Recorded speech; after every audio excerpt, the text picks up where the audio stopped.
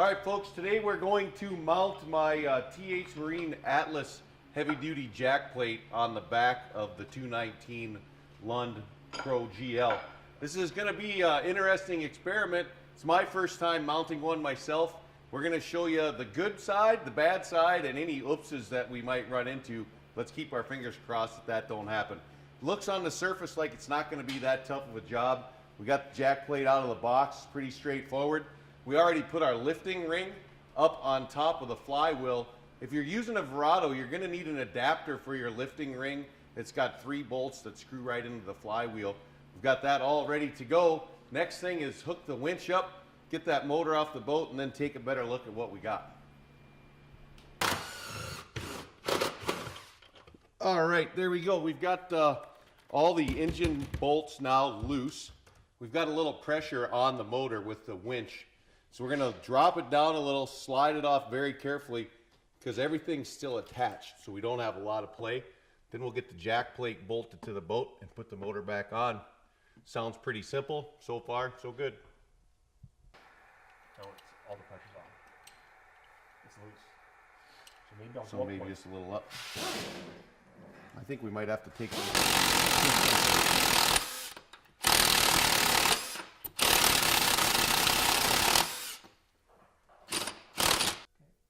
All right, as you can see here, we've got the motor loose, all the bolts are out. We don't have a whole lot of play because I don't want to unhook my power steering pump. That means I would have to bleed the whole system. So we're going to have to carefully sandwich the jack plate in there, get it attached to the boat, and then position the motor on the jack plate properly and bolt it all down. All right, so after a 3-man job of juggling, twisting, pulling, pushing, and turning, we got the jack plate mounted to the boat.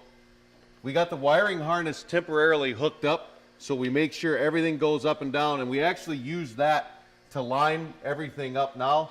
We're going to mount the motor to the jack plate.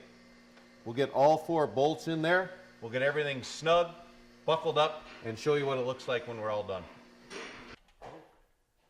All right, we got the motor hung. We took all our hardware off. I'm just tightening up one hose clamp here so we get the air induction system all to go the same way. All we need now to do is put the cowling back on, which isn't that big a deal.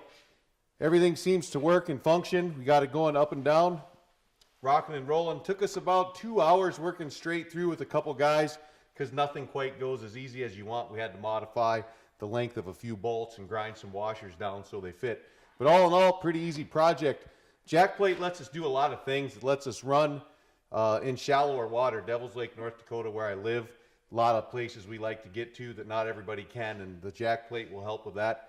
It gives you a better hole shot. You can lift that motor up and get your RPMs up a lot quicker, and that saves a lot of fuel. It also allows you to adjust the attitude of your boat in rough water. So when you get that nice little chop, you can raise and lower that motor to find a good comfort zone.